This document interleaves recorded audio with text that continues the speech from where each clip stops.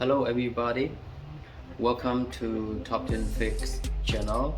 Today I got an iPhone 8 that is locked with zoom option. You can see right here.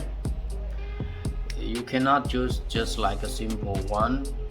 Every icon is bigger, okay, that you cannot see the full screen. And today I want to show you how to fix this, okay. So firstly, you need to use your 3 fingers, double tap on the screen, okay, just double tap.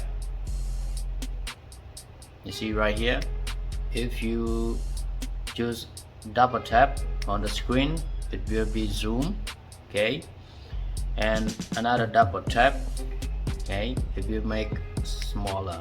So if you want to disable the zoom option, you need to navigate to the setting, okay, select on the setting and scroll down to find accessibility. Select on the accessibility and select on the zoom option right here. Select on the zoom option and then turn it off, okay, just select on the turn it off.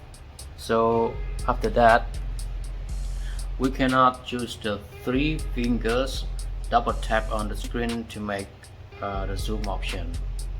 You see, you cannot make the zoom option by using the 3 finger because we have already disabled the option, okay.